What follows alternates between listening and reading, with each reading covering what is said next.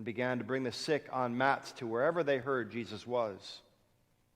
And wherever he went, into villages or cities or farms, they laid the sick in the marketplaces and begged him that they might touch even the fringe of his cloak. And all who touched it were healed.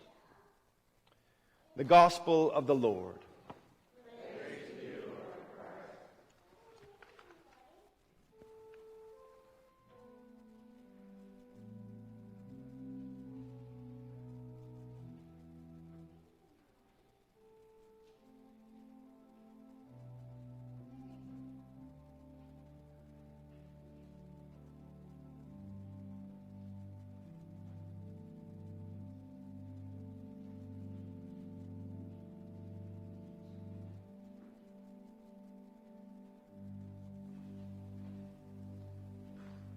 Please be seated. All right, thanks for being here. You ever go to the doctor's and not like what she says? You ever go to the doctor and, he says, hey, you need to not eat 12 donuts at a time. Maybe, ratchet it back a bit. Maybe try just half a dozen. One time a doctor asked me if I was eating enough protein. I said, well, I eat a lot of peanut butter. And he said, well, that's good. I said, the peanut butter that you dip in the bowl of chocolate chips. And then he hadn't heard of that snack before, but it's always been a standby for me. So doctors are in the business of telling you that if you follow a certain path, that consequences will follow, right? If you keep, drinking a lot, you're not only going to gain weight, you might, develop alcoholism. It might be something you might be addictive. If you eat a lot of fatty foods, it's not healthy for your diet, right? It's going to clog up your arteries and eventually it might lead to heart disease. If you're a smoker, if you keep smoking, Peter, you will develop lung cancer like your grandfather, right? And so the way that doctors work sometimes is like a prophet, in that they tell you, if you follow this path of life, these are the things that will surely happen. And the prophet Jeremiah does the same thing to the nation of Israel today. Just like Amos did last week. I know Patty talked about Amos. Just like Hosea and Isaiah and Nehemiah. All these prophets came to us and said, if you continue down this road, this is what will happen.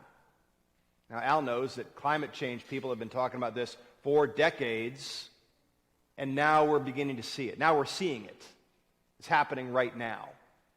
And so if you need to understand kind of what a prophecy is, what a prophet does, a prophet tells us truths that we'd rather not hear. Tells us things that we might not want to acknowledge, not only about ourselves, but about our culture. And we dismiss them at our own peril. Now, think about this. Think about the idea of a group of people that are divided. Have we seen that recently at all? A group of people that are wandering around looking for leadership. A group of people that will latch on to any hope, any semblance that gives them meaning in life. These are people without a shepherd. This is what Jesus was describing, what the Gospel of Mark was describing. People looking for any kind of hope, any kind of certainty in life.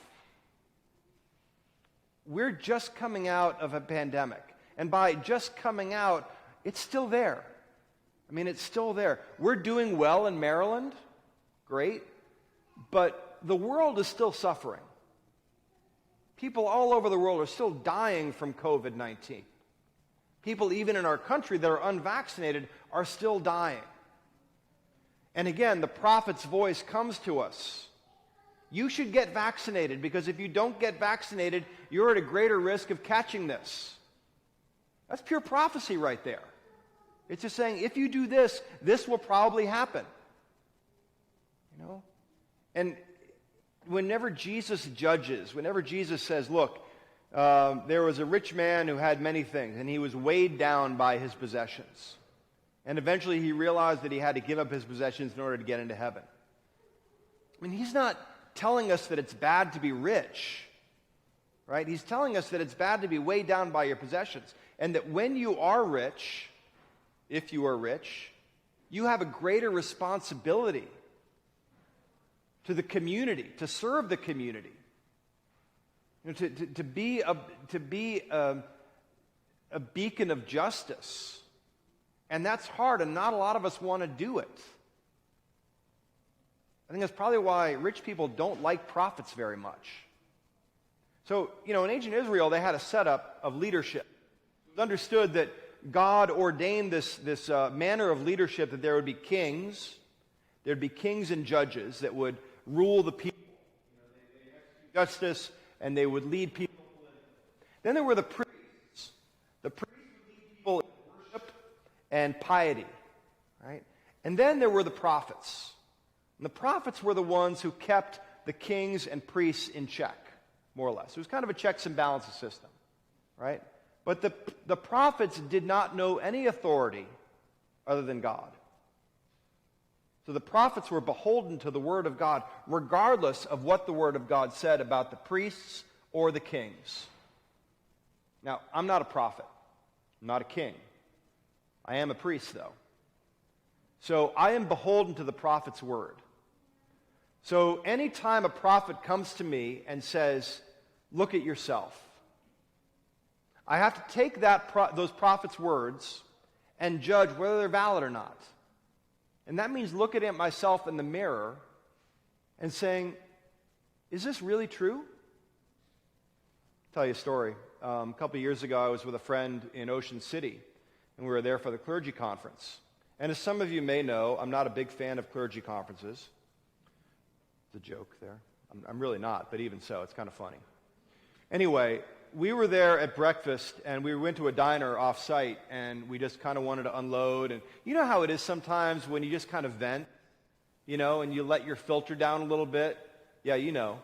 And so this is what was going on between me and I. We were talking about our churches and our lives and what it's like to be a priest and stuff.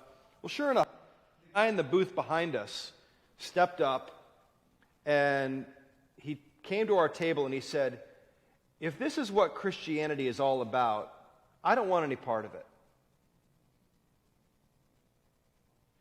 My friend and I were both dumbstruck that he would have the audacity to say that to us. He doesn't know me. He doesn't know my situation. He doesn't know what I've lived through and how much I need to vent and how frustrating it can be. How dare he? When really what I knew was that he was exercising a prophet's voice. And he was showing me that my bitterness and my frustration was not serving me spiritually, and that I needed to check myself. And it was hard, because I really didn't want to like him. And I guess you don't have to like prophets, but damn if you don't listen to them. You got to listen to them. And I took what he said, even those few words, and I looked into myself in the mirror, and I said, he's right. I have no reason to be this bitter. I have no reason to cut people down the way that I do. I have no reason to be as petty as I am. That's not serving me. So the next month I went to a